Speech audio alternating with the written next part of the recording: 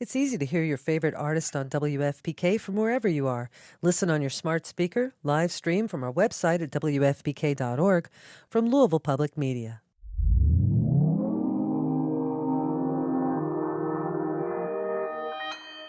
Consequence Podcast Network.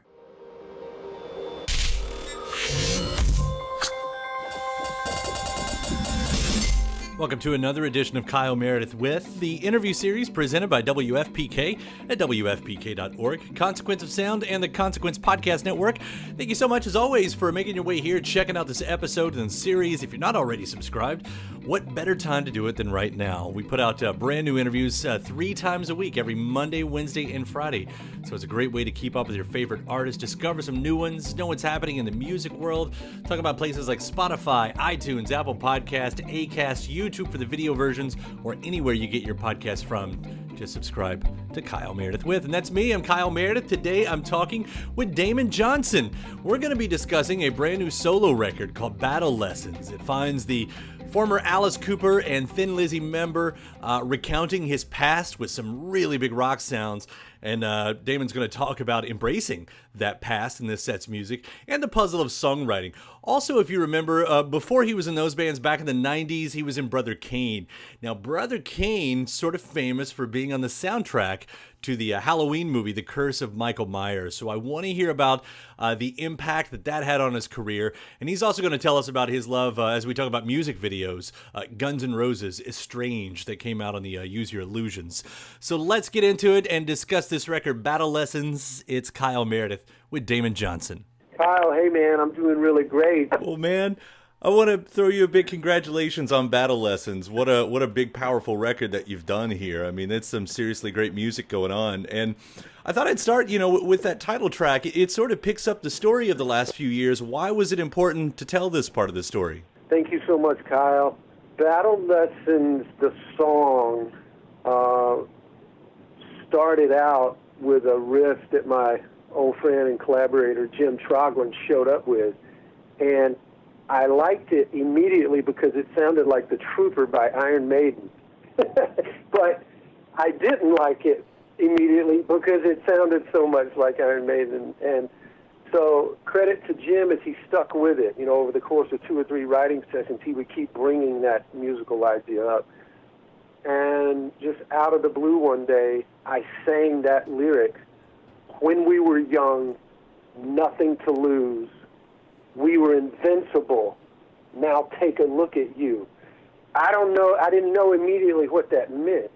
But the more I thought about it, the more I felt like it was kind of a testimonial to some of my experiences in bands, in creative partnerships, in business partnerships.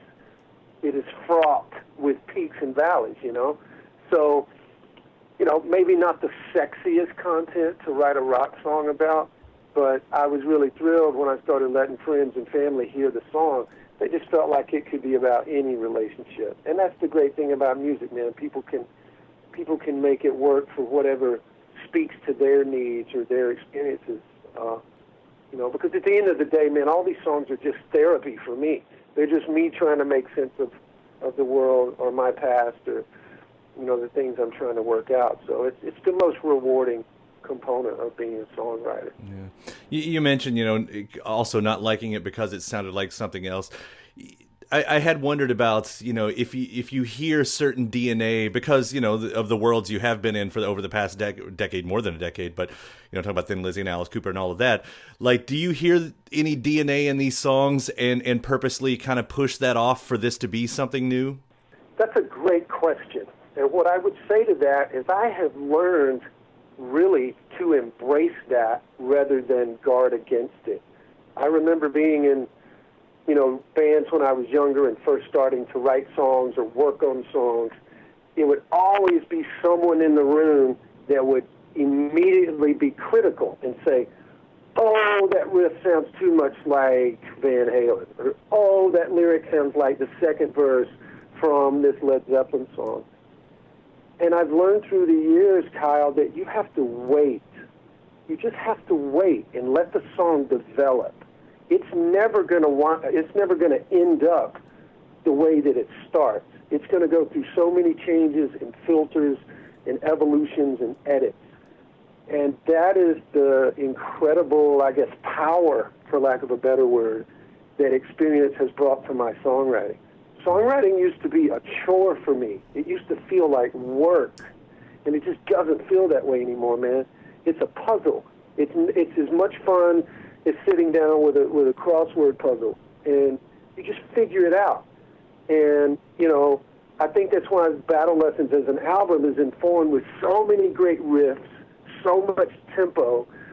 I just felt really fearless, man, more fearless than ever before. I've never had, the songs have never kind of created themselves with less obstacles.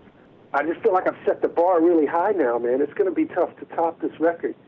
If no other way than just, you know, how it all came about, man. It was so much fun. It was a labor of love. It was not an effort. It was not a struggle. Yeah, well, it really makes songs like Let the Healing Begin make even more sense. I mean, that line, because I make it up as I go, I guess that one spoke to me a little bit more even than the other ones, but it makes sense a lot in the context that you're talking about. Man, thank you for saying that, Kyle. It means a lot to me that you caught that. That's a great, great song. Definitely Nick Raskulinec's favorite song. You know, he heard all of these songs in one batch back in January of last year. And because of his busy schedule, he was already working with Evanescence on their new record. He had Hailstorm coming in right behind it. And he had said, listen, man, we're going to have to record the record in sections, so let's do 3 songs at a time.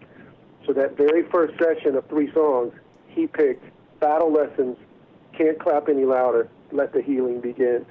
And if you ask him right now what's his favorite song on the record, he would say, Let the Healing Begin. I hope you don't mind. I do want to ask about some older stuff, because thinking back on your catalog, and you had some history with Halloween, being on the soundtrack to the Curse of Michael Meyers, and we were talking. You were part of this humongous shift in soundtracks in the '90s, and just by chance, I'm guessing, and coincidence, but I was wondering if you could recount, you know, Brother Kane being on that soundtrack and how you guys got brought into it. I love talking about that, Kyle. It was a thrill beyond words for me. I'm not a horror film junkie, but I had certainly followed the Halloween franchise from the beginning, and you know, it was exciting. It's exciting anytime, man. You get a phone call and your manager or your publisher says, "Hey, they're gonna put a song in the movie." You're like, "What? Wow, okay, great."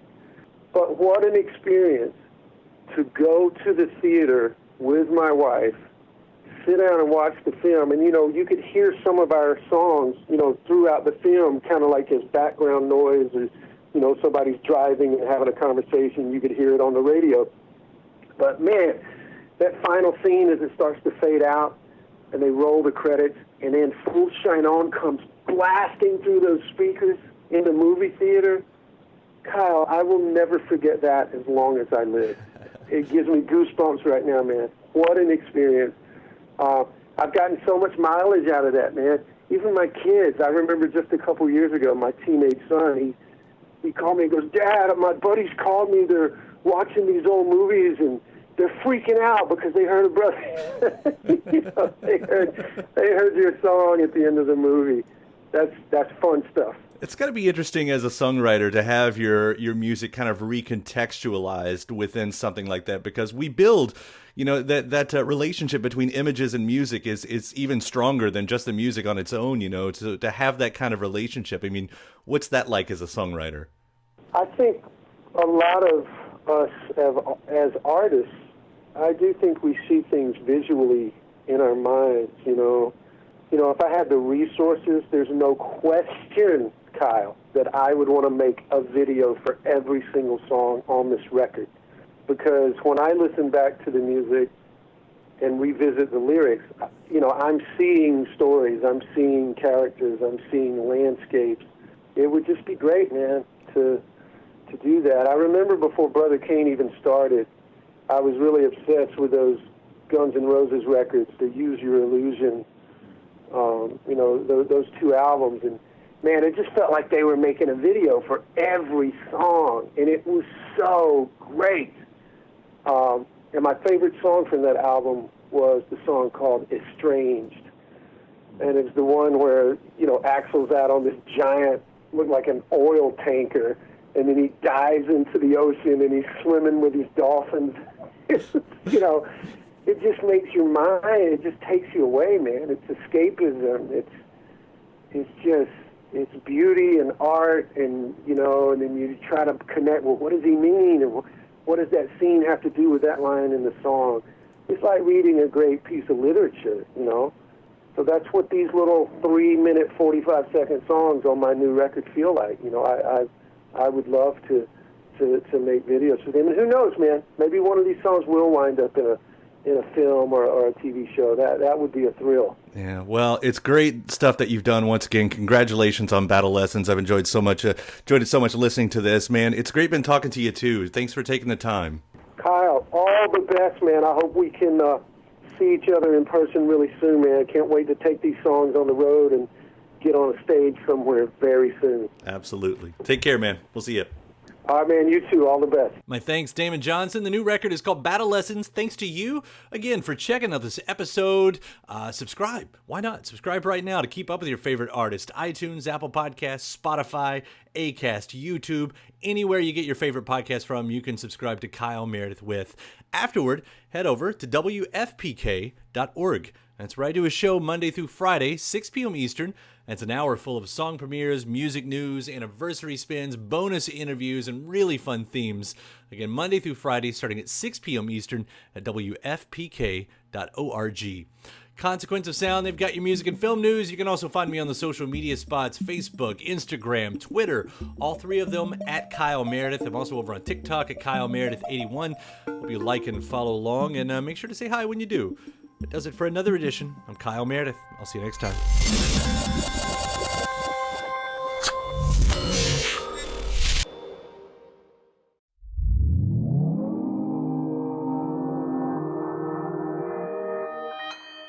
Consequence Podcast Network. It's easy to hear your favorite artist on WFPK from wherever you are. Listen on your smart speaker, live stream from our website at WFPK.org, from Louisville Public Media. Hey, I'm Jen, and I love horror movies. I'm Mikey. I'm dead inside it. I also love horror movies. And we really like to torture our friend Todd because he hates horror movies. That I do. And that's why they call me the horror virgin. That's the only reason we call him that. That's I'm not- no it's- other reasons at all. You know, blanket, blanket. whatever. So Every week, we take him through the encyclopedia of horror, the good, the bad, the ridiculously Jack Frosts, and then we make fun of it more or less. or explain its deceptive feminism. Yeah, exactly. That's what I do. That's my thing. And I'm the funny one. Our episodes drop on Monday, so check us out.